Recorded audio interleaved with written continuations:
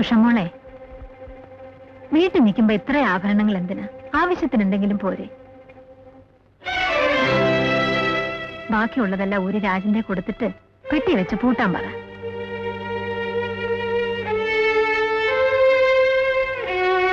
ഇന്നാ പെട്ടി വെച്ച് പൂട്ടിയേക്ക്. എന്താ ഉഷേ?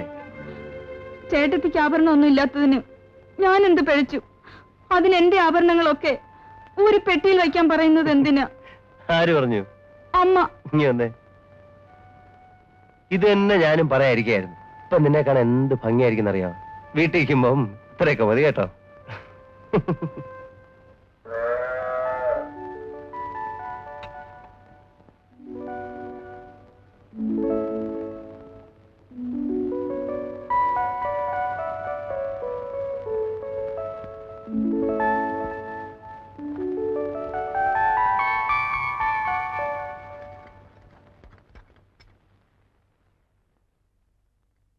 ലക്ഷ്മി,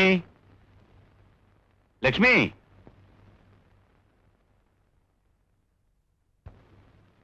ഇതാ ഇത് ഇന്ദുവിന് കൊടുത്തേക്ക്. എന്താ ഇത്?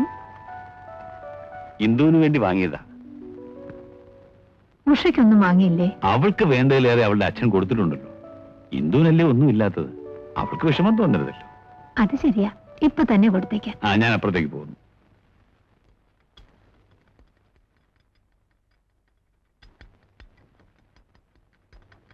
മോളെ, ഇതാ നിനക്കൊന്നും ഇല്ലാത്തോണ്ട് അച്ഛൻ വാങ്ങിച്ചോണ്ട് വന്നതാ.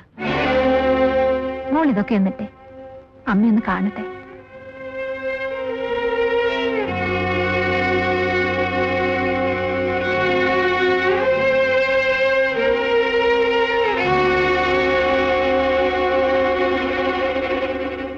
ഏട്ടത്തിക്ക് ആഭരണങ്ങൾ വാങ്ങിക്കൊടുത്തതിലൊന്നും എനിക്ക് പരാതിയില്ല. കൂട്ടത്തിൽ ഒരു ചെറിയ കാതിപ്പോയെങ്കിലും ഉഷയ്ക്ക് വാങ്ങിച്ചു കൊടുക്കായിരുന്നല്ലോ. അതെന്താ നിങ്ങൾ ചെയ്യായിരുന്നത്? മോനെ, അതിപ്പോ ഉഷ പറഞ്ഞതൊക്കെ നേരാണെന്ന് ഇപ്പൊ തോന്നുന്നമ്മേ. അവൾ എന്ത് പറഞ്ഞു? അവളേക്കാൾ നിങ്ങൾക്ക് താല്പര്യം ചേട്ടത്തിയോടാണെന്ന്. രാജാ,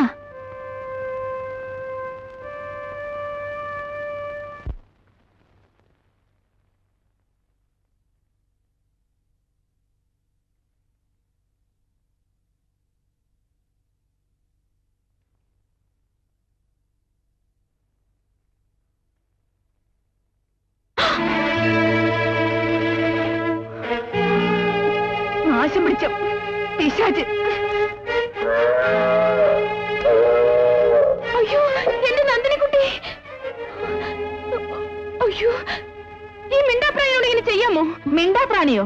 ആ പിശാച് ചെയ്തു വെച്ചിരിക്കുന്നത് കണ്ടോ? എന്റെ റോസ മുഴുവൻ നശിപ്പിച്ചു. റോസ ഇനിയും വെച്ച് പിടിപ്പിക്കാമല്ലോ. ഇതിന്റെ കാലിന് എന്ത് ചെയ്യും? കാല് മുറിച്ചേളണം, അല്ലെങ്കിൽ കെട്ടിയിട്ട് വളർത്തണം. ഓ, ദേവലോകത്തു നിന്ന് ഒരു കാമധേനുവിനെ കൊണ്ടുവന്നിരിക്കുന്നു. എവിടെയോ തീറ്റിയില്ലാതെ കിടന്ന പണ്ടാരം. എന്താ എന്താ മക്കളെ ഇത്? ഇത് കണ്ടോ അമ്മേ? എന്റെ റോസാച്ചെടി മുഴുവൻ നശിപ്പിച്ചു ഈ വർഗത്തിട്ട ജന്തു. എന്റെ ക്ലാവിന്റെ കാല് കണ്ടോ അമ്മേ? കെട്ടിയിട്ട് വളർത്തിയില്ലെങ്കിൽ അങ്ങനെ ഇരിക്കും. കെട്ടിയിരുന്നതാണമ്മേ, അഴിഞ്ഞുപോയി. അതിനെന്തൊക്കെയാ പറഞ്ഞെന്നറിയോ? നിങ്ങൾക്ക് നിങ്ങളുടെ റോസും പശുക്കുട്ടിയാണ് വലുത്. സ്നേഹത്തിനും ബന്ധത്തിനും ഒരു വിലയും ഇല്ലല്ലേ? റോസ് എന്റെ വീട്ടിൽ നിന്ന് കൊണ്ടുവന്നതായതുകൊണ്ടാ ക്രാവിനെ അഴിച്ചു വിട്ടത്. ഇത് കേട്ടോ അമ്മേ? ഞാൻ അങ്ങനെ ചെയ്യോ? മതി മതി, രണ്ടുപേരും ഇനി ഒന്നും പറയണ്ട. ഈ വീട്ടിൽ ഇതുവരെ ഇങ്ങനെ ഒരു ശബ്ദം കേട്ടിട്ടില്ല. ഇനി മേലിലുണ്ടാവരുത്.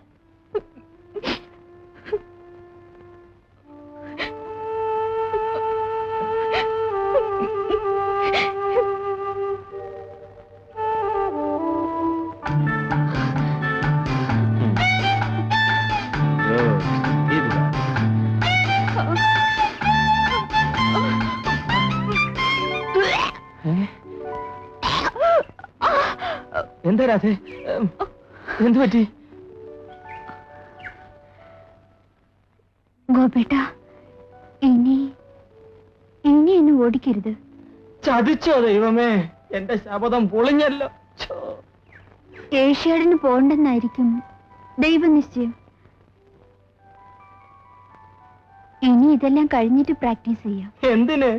നീ ആദ്യം കയറി പൊട്ടിച്ചപ്പോഴേ ഞാൻ കൂട്ടിക്കെട്ടിയതാ. സമ്മതിച്ചില്ല, നീ പിന്നെയും പൊട്ടിച്ചു. അനുഭവിച്ചോ? ഇനിയിപ്പോ എന്ത് ചെയ്യും? ഒരൊറ്റ വഴിയേ ഉള്ളൂ. എന്താ? ഈ വയറ്റിൽ കിടക്കുന്ന ശിശു ആണായാലും പെണ്ണായാലും നമ്മൾ പ്രാക്ടീസ് കൊടുത്ത് ഒളിമ്പിക്സിന് അയക്കും. ഏഷ്യാഡ് പോവാൻ പറ നീ വാ അയ്യോ, പതുക്കെ, പതുക്കെ. ഇനി ഓടരുത് പതുക്കെ ആ നാടിന്റെ ഐശ്വര്യം ഇരിക്കുന്നത് അവിടെ വന്നു കയറുന്ന പെൺകുട്ടികളുടെ കയ്യില. അവര് തമ്മിൽ വഴക്കു തുടങ്ങിയാൽ ഭർത്താക്കന്മാരും അതിന്റെ കൂട്ടത്തിൽ കൂടും. അതോടെ ബന്ധങ്ങളൊക്കെ മറക്കും. അതുകൊണ്ട് നിങ്ങൾ എന്നും സ്നേഹത്തിൽ കഴിയണം.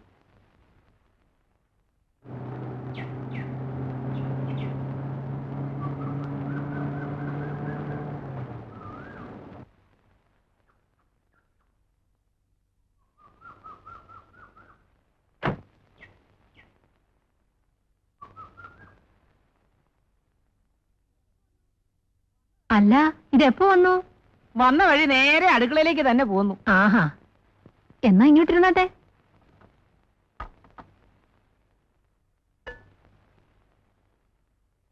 അവിടെ ഇന്ന് പാൽപായസം വെച്ചു. അല്ല, അവിടെ എന്നും അത് പതിവാ. കറവക്കാര് കറന്നുകൊണ്ടുവന്ന് കൂട്ടുകല്ലേ പാല്. ചിലപ്പോ പാൽപായസം വെക്കും, ചിലപ്പോ ഐസ്ക്രീം ഉണ്ടാക്കി പറമ്പിലെ പണിക്കാർക്ക് കൊടുക്കും. ഞങ്ങള് തിന്നത്തില്ല. അതുങ്ങ കൊണ്ടോ ഐസ്ക്രീം തിന്ന് ശീലമിരിക്കുന്നു. ദേ തുടങ്ങും വയറ്റിളക്കം. ഇപ്പൊ എന്ത് പറ്റി? പറമ്പിലെ പണിക്ക് വരാൻ മടിയാ. ഐസ്ക്രീം തിന്നേണ്ടി വന്നെങ്കിലോന്ന് പേടി.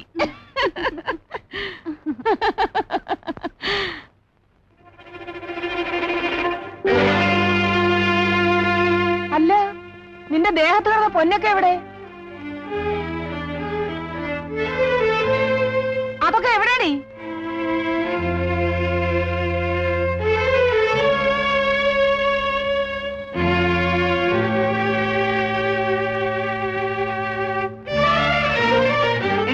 നിന്റെ കയ്യിലും കഴുത്തിലും കിടന്ന ആഭരണങ്ങളൊക്കെ എവിടെയെന്നാ ചോദിച്ചത്? അമ്മ പറഞ്ഞിട്ട് ഊരി വെച്ചു. കാര്യം? അതെന്നോടാണോ ചോദിക്കുന്നത്? അമ്മേ, വെറുതെ വഴക്കുണ്ടാക്കരുത്. വിടറി. അപ്പോഴേ ഞാൻ എന്റെ മോക്ക് കയ്യും മെയ്യും നിറയെ പൊന്നു കൊടുത്ത് വിട്ടത് ഇട്ടോണ്ട് നടക്കാനാ, പെട്ടി വെച്ച് കൂട്ടാനല്ല. വീട്ടിൽ നിൽക്കുമ്പോഴും അതൊക്കെ വേണോ ഉഷയുടെ അമ്മേ? വേണം. എന്റെ മോളെ നല്ല അന്തസ്സായിട്ട് തന്നെ ഇങ്ങോട്ട് പറഞ്ഞു വിട്ടത്. അല്ലാതെ മറ്റുള്ളവരെ പോലെ ഇവിടുന്ന് പണം അങ്ങോട്ട് കൊണ്ടുവന്നിട്ടല്ല അവിടെ കല്യാണം നടത്തിയത്. വേണ്ടാത്തതൊക്കെ എന്തിനാ ഉഷയുടെ അമ്മ പറയുന്നത്? പറയിപ്പിച്ച പറയും. ഒരു ഗതിയും പരഗതിയും ഇല്ലാത്ത കോലോത്ത് നിങ്ങൾ പെണ്ണെടുത്തതിന് എന്റെ മോളെന്ത് പഴിച്ചു? ഭാഗീരഥിയമ്മേ. ആ, എന്റെ പേര് ഭാഗീരഥിന്ന് തന്നെയാ. ഓ, മൂത്ത വരവിടെ കാര്യം പറഞ്ഞപ്പോഴേക്കും ചൊടിച്ചത് കണ്ടില്ലേ? കാശിന് ഗതിയുണ്ടെങ്കിൽ വേണ്ടിയില്ല. പൊന്നില്ലാത്തവരെ ഇടാതെ നിൽക്കണം. എന്റെ മോക്ക് ആഭരണം വേണം.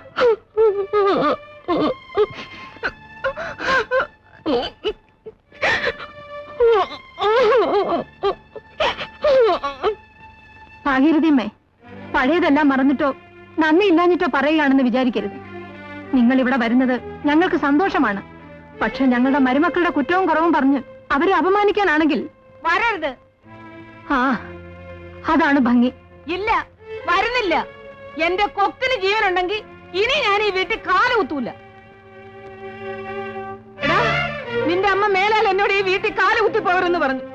എന്നെ ഇതുവരെ ആരും ഇങ്ങനെ അപമാനിച്ചിട്ടില്ല. ഇനി നീ എവളും കൂടെ ഈ വീട്ടിൽ നിന്ന് മാറി താമസിക്കുന്നോ അന്നേ ഞാൻ നിങ്ങളെ കാണാൻ വരൂ.